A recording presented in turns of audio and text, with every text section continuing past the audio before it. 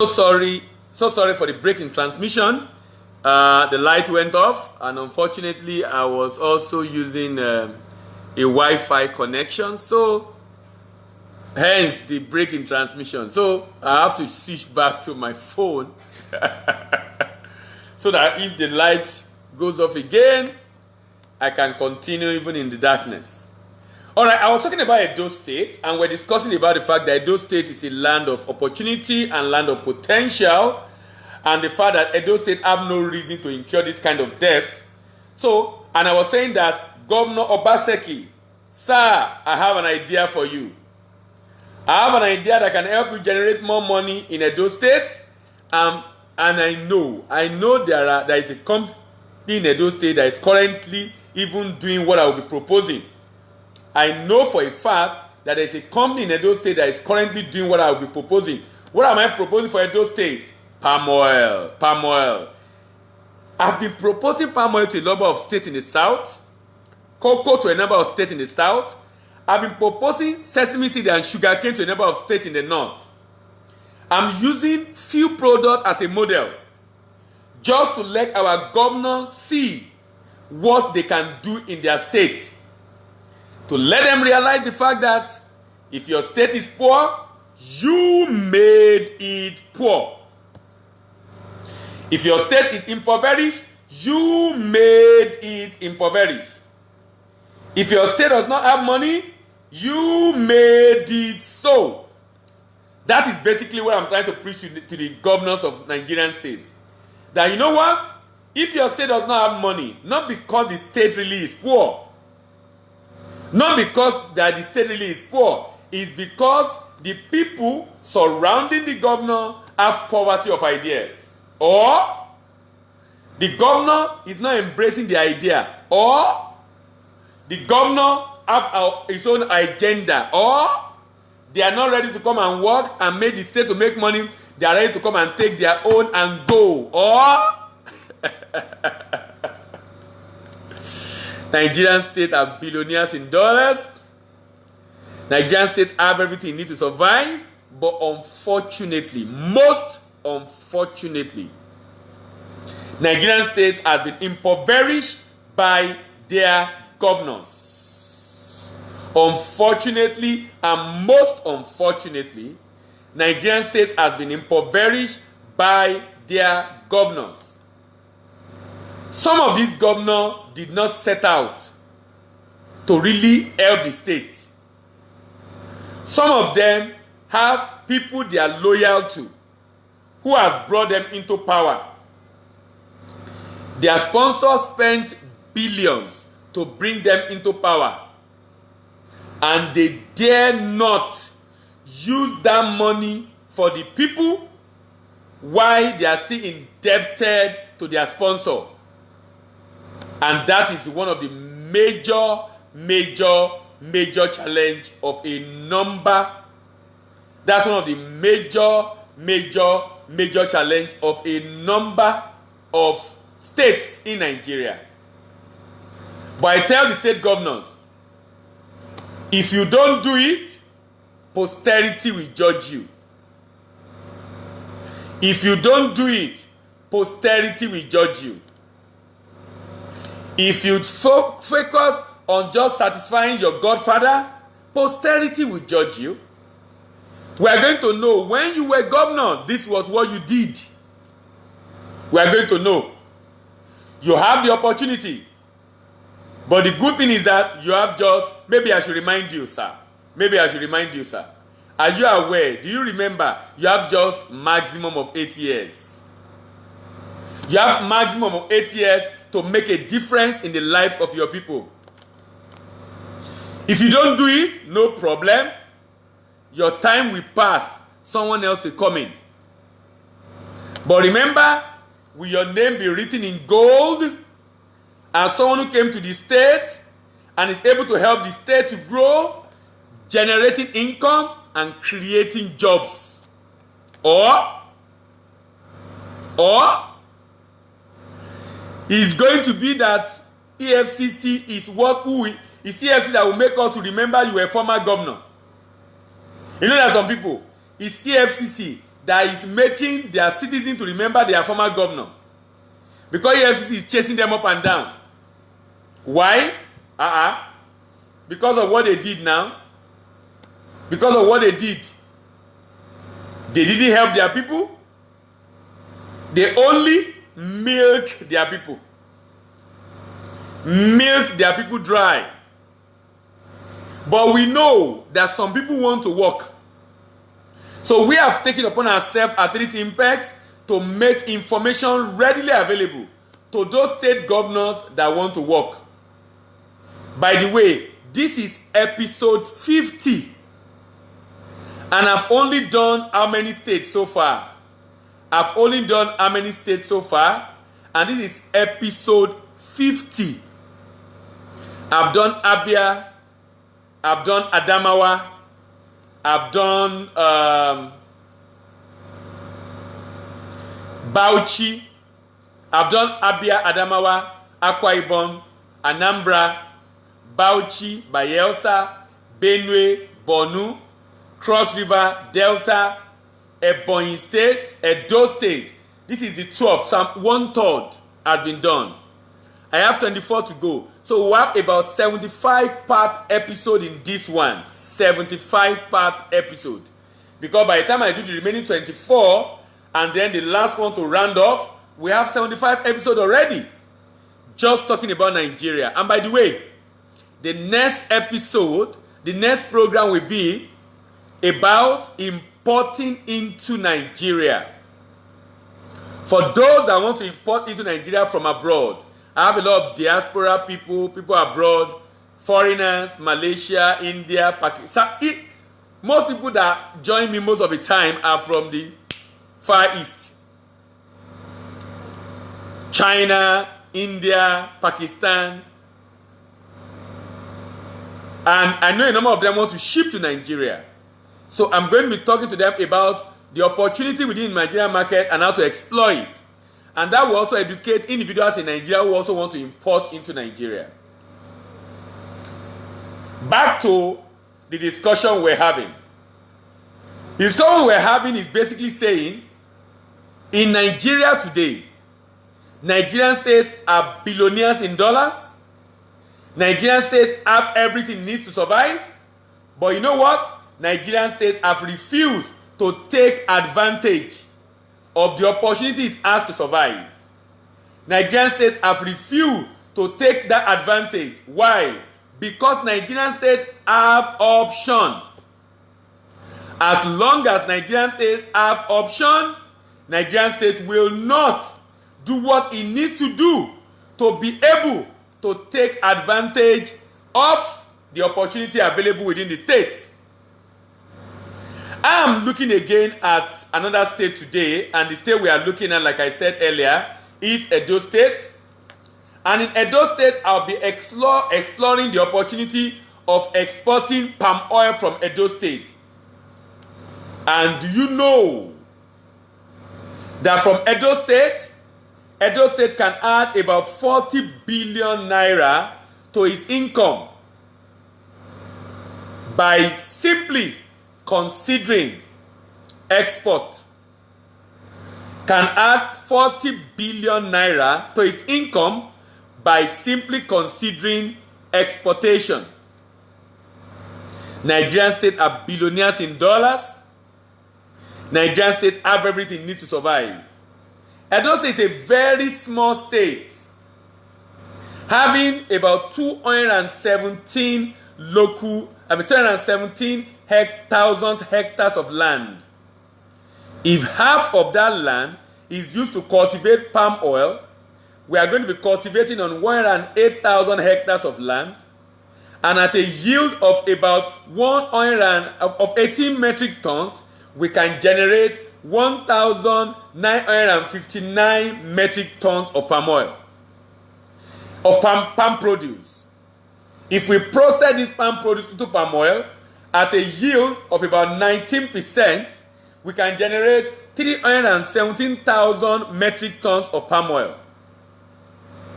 With a cost of farming of 6,000 per metric ton and cost of processing of 30,000 per metric ton, We can cultivate this land mass with about 2.23 billion and process this palm oil with about 7.4 billion at a price of 40,000 metric tons for export, per metric for export. We can also generate about we can incur a cost about 14.8 billion for export.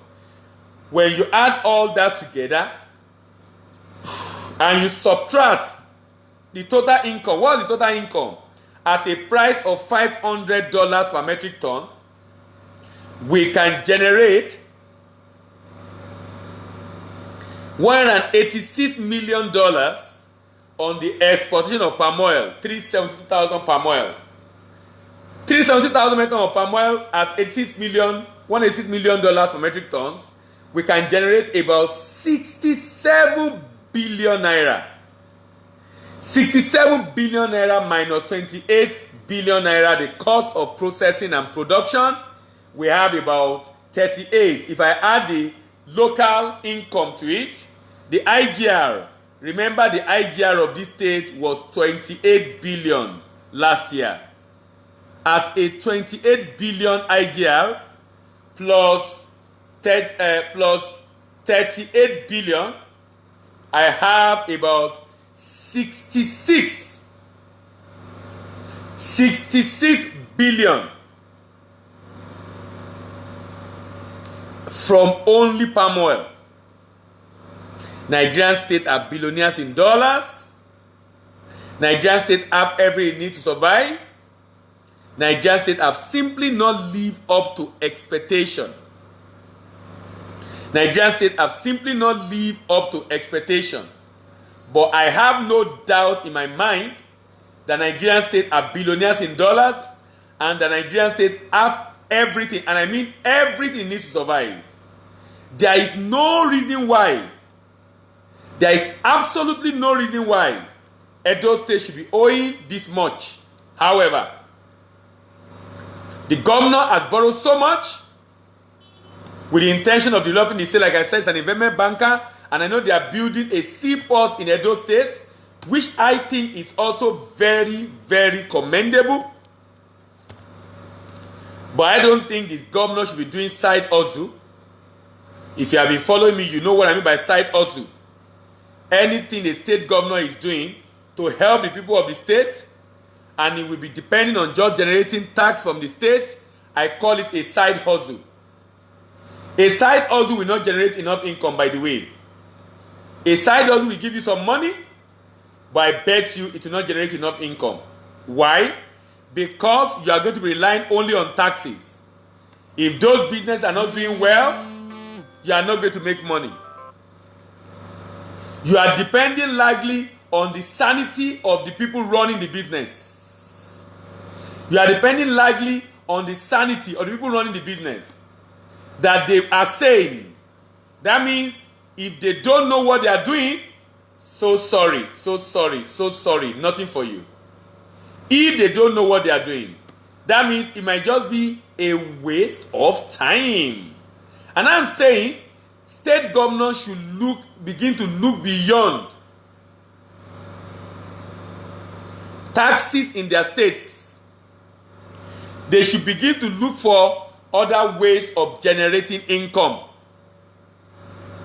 And I am proposing export-driven income generation and employment creation in the state.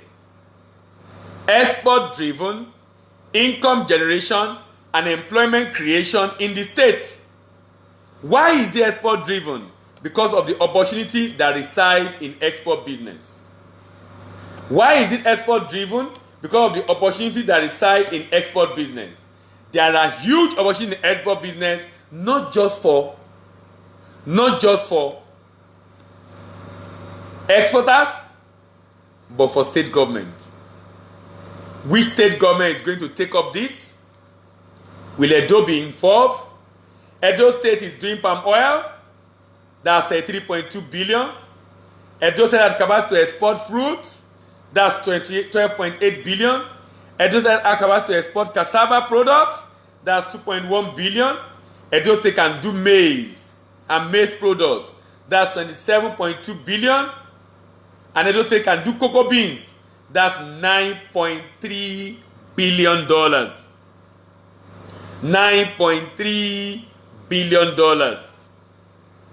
$9.3 billion. What is Edo State government doing in respect of this? This is opportunity at your doorstep. Is it going to just slip away? Or you are going to take full advantage of the opportunity that lies within your borders? Remember, Nigerian state are billionaires in dollars. Nigerian state has everything need to survive. But Nigerian state are struggling. Nigerian state are billionaires in dollars. Nigerian state have everything need to survive. But Nigerian state are struggling. Why are they struggling? Their governors are making them to struggle. Their governors are not maximizing the potential and opportunity in the state. If you are listening to me right now, and you also want to take advantage of the opportunity that lies in export business, then you want to attend our next training program. My colleague just dropped the detail of the next export training program. The next export training program is holding from 17 and 24 of August 2017 and 24th of August 2019. Weekday option 20 and 21st of August 2019. That's upper week. Next week is public holiday, so it's definitely holding upper week. So if you are interested, feel free to call the numbers showing right there on the flyer. Remember, we also as Street Impairs are willing to partner with state government pro bono.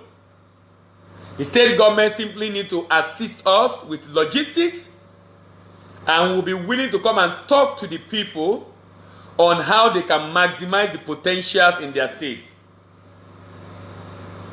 So if you are listening to me and you think you have a listening governor who will be interested in hearing from us the opportunity that lies within his state, please feel free to contact us. You can reach us on that same number, the same number that is on the flyer that my colleague just dropped. You can reach us right on that number. We are very much committed in supporting any state government that will take up this initiative. That is why we are rendering our services pro bono. That's to let you know that our interest in doing this is not to get a contract from a state government. The interest is to make information available for states in Nigeria of the opportunity to create jobs. There's so much problem in this country created by jobless, idle, unemployed youth. If we can do something about it, we can significantly reduce the state of unemployment and allow peace to reign in Nigeria. But you know what? If we keep quiet and not do something about it, it's going to get worse. You think you have seen a problem? We have not seen anything at all. We have not seen anything. We have not seen anything. There are much more challenges that will confront us if we do not do something serious about the issue of unemployment. And I believe strongly that one of the ways to tackle unemployment is to create jobs by giving the youth work to do, and the state government giving them guarantee to buy off whatever they are cultivating in the farm, whatever they are manufacturing, and whatever they are processing. I think state government can do that. Not directly, you can partner to make that happen. But creating market for the product of your people is something I think every state government in Nigeria should consider. If we do not engage them, you know this adage, an idle hands, an idle brain, an idle mind is devil's workshop. Devil can use them to achieve his objective. So, I think we can team together to work with the state governors to make this happen. So Edo State and every other state in Nigeria, we will be available to support, we will be available to make information available, we will be available to give any kind of advice we need to give just to ensure that some of these ideas we are throwing out there are implemented by our state governor. Thank you very much for listening again this evening. My name is Dele Ayemibo and this is Import Export Platform Facebook Live from T-Vest Academy. See you. Okay, see you tomorrow. Remember, weekend we only have one time. Once on Saturday, once on Sunday, and usually in the evening. So see you tomorrow evening as I take on my third state. You know, my second state rather. My first state is, sorry, is it my second state or third state? How do I even describe Ekiti state? I think Ekiti is my first state. Jigawa is my second state. Lagos is my third state. And Ondo is my fourth state. Ekiti is my first state because I grew up in Ekiti state. Jigawa is my second state because I served there and I love the people of Jigawa state. Lagos is my third state because I live in Lagos. And Ondo is my fourth state because that's my state of origin that I rarely go there. Thank you very much for listening. See you tomorrow by 8 p.m. Bye for now.